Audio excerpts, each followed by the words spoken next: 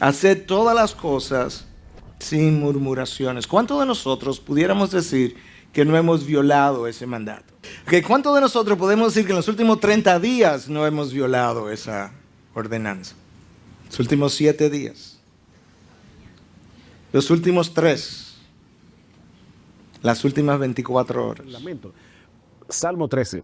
David comienza con una pregunta. ¿Hasta cuándo, Jehová, me olvidarás para siempre? Vamos a suponer por un momento que tú no tuvieras ese salmo en la Biblia y tú escuchas a un creyente que te dice, Eduardo, vamos a orar, que yo me siento muy abatido. Y ese creyente dice, Señor, ¿hasta cuándo? Es que tú te olvidaste de mí. Tal vez si tú no tuvieras el Salmo 13, pensarías que ese creyente está siendo irrespetuoso con el Señor. Sí. Sin embargo, ¿cómo termina el Salmo? El Salmo 13 termina diciendo, mas yo en tu misericordia he confiado, mi corazón se alegrará en tu salvación. Y ahí nosotros vemos que una de las diferencias fundamentales que los Salmos nos enseñan es la diferencia entre quejarse de Dios y quejarse con Dios. Nosotros vemos en el libro de los Salmos una amplia variedad de experiencias y una amplia variedad de emociones. Y lo que vemos es que el lamento no es falta de fe. El lamento es más bien una expresión de fe. Y yo te digo eso porque el libro de Eclesiastés tiene esa particularidad. Algunos piensan que el autor de Eclesiastés parte de la premisa de un existencialista que no cree en el Señor o que saca a Dios de la ecuación y entonces tratan de entender la vida sin Dios. Pero la realidad, cuando tú lees Eclesiastés con más detenimiento, el autor reconoce la soberanía de Dios, no es un incrédulo, y precisamente porque él sabe que Dios está ahí, porque él sabe que Dios es soberano, que todo lo hizo hermoso en su tiempo, dice en Eclesiastés capítulo 3, versículo 11, es precisamente por eso que él no puede entender cómo explicar que este mundo sea tan complejo y las cosas funcionen tan mal en ocasiones. Y eso es precisamente lo que produce el lamento.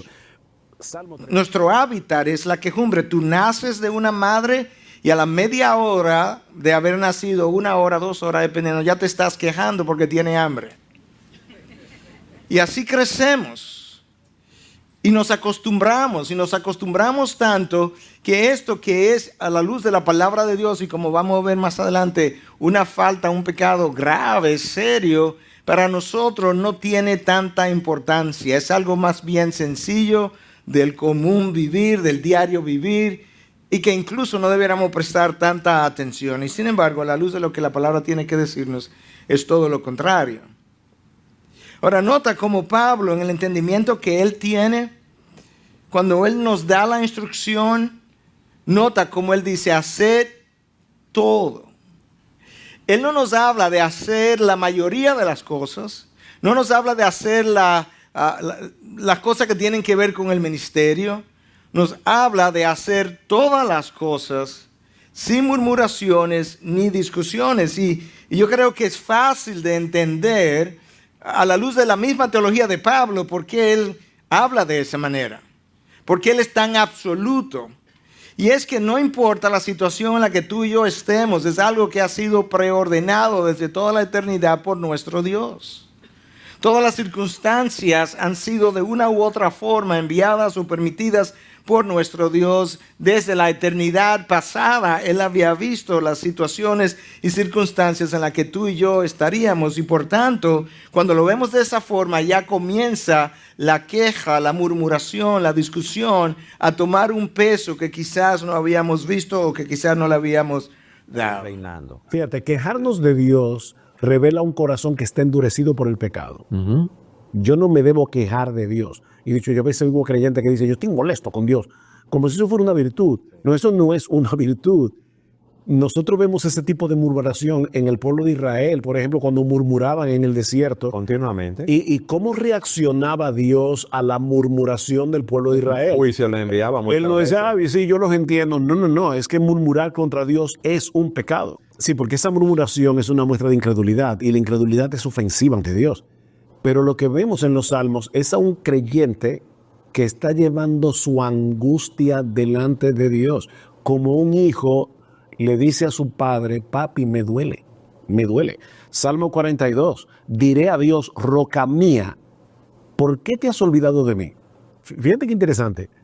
¿Cómo se refiere él a Dios? Le dice, tú eres mi roca. Pero te olvidaste de mí. Pero ¿por qué te has olvidado de mí? Él está expresando los dos lados del asunto. Yo sigo creyendo que tú eres mi roca, porque si no lo creyera, yo no viniera delante de ti en oración. Pero ¿por qué te has olvidado de mí? Pero es bueno que expliques. Dios nos creó como representantes de Él para ser portadores de su gloria.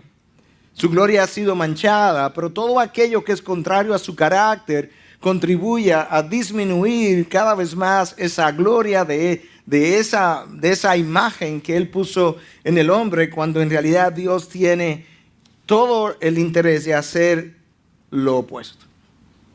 Y a veces entonces estamos en una situación tipo el desierto de los israelitas y como que no acabamos de salir de ella. Y una de las razones, no siempre la razón, pero una de las razones es que, como hemos hablado en otros casos, Dios tiene un currículo de la vida y nosotros tenemos que pasar por materias que son mandatorias, y una de esas materias es Antiqueja 101, Antiqueja 102, Antiqueja 103. Y es como si esa materia se prolongara toda la vida. Ahora, ¿acaso no vemos eso en el mismo Señor? El Señor Jesucristo le dice a Dios en la cruz, Dios mío, ¿por qué me has desamparado? Entonces, nosotros sabemos que Jesús nunca pecó. Por lo tanto, nosotros podemos traer esas quejas o esos clamores. angustias, esos clamores. Salmo 34, 18. Cercano está Jehová a los quebrantados de corazón y salva a los contritos de espíritu. ¿Qué significa eso? Que Dios no se molesta con nuestros lamentos cuando son expresados con honestidad, pero en un contexto, en un marco de fe. Y se puede tener las dos cosas a la vez. Tener la fe y tener el lamento. Y llevar ese lamento delante del Señor. Y eso es precisamente lo que nosotros vemos en el libro de Eclesiastés. En el original, déjame decirte cuál es la palabra, es gongumos. Que la palabra misma es como una palabra onomatopéyica, el sonido suena a murmuración, gongumos. La pregunta es, ¿qué significa eso? Y hay diferentes expresiones del significado en el lenguaje original.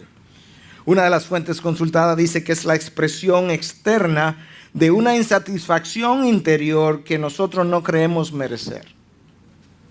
Es una insatisfacción interior y que en el fondo yo no creo que me merezco esto o este trato. La misma fuente decía que es el reflejo de una insatisfacción secreta que no estamos dando a conocer. En otras palabras, hay una insatisfacción en esta área que es secreta, que no estamos dando a conocer, pero está saliendo en esta otra área, y esas dos cosas no están necesariamente relacionadas. Encontramos a Pablo encadenado, gozoso, rebosante, en una prisión, y el rey acá, en un palacio, descontento. Porque el gozo tuyo, hermano, y el gozo mío no dependen de nuestras circunstancias. Aunque frecuentemente eso, como tú y yo lo hemos vivido, pero tenemos que salir de esa condición. Tu gozo y el mío dependen de nuestro Dios. Por eso Pablo puede estar contento, rebosante, gozoso en la prisión, pero acá está miserable en el palacio. Porque si no tienes a Dios, no puedes tener gozo. Y si tienes a Dios, lo tienes todo.